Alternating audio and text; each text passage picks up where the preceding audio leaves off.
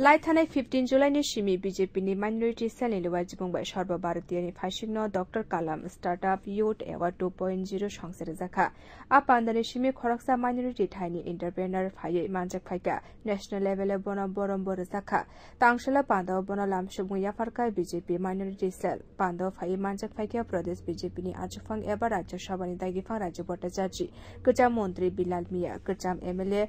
मबशर आली आगोसं आपान्दाव कगनारक थानी प्रदेश बीजेपी आजुफां एबा राज्य सभानि दागिफां राज्य भट्टाचार्य सागलाइखा मंत्री बक्रक नरेंद्र मोदी को सुमुंगरका सबका साथ सबका विकास दे सबका प्रयास न लगे तैनो बीजेपी बदल नायकल सकनाय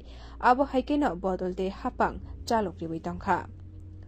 তাদেরকে সিপিএমদেরকে প্রশ্ন করবেন জিজ্ঞেস করবেন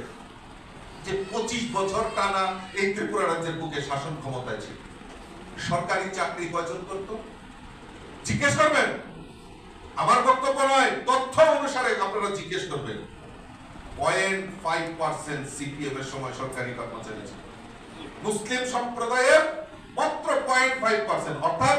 200 জন সরকারি চাকরির মধ্যে একজন মুসলমান সরকারি কর্মচারী খুঁজে পাওয়া যায় এখন বিজেপি সরকার 2018 তে 7 বছর হয়েছে জিজ্ঞেস করবেন তো এখন কত পার্সেন্ট হয়েছে প্রায় 7%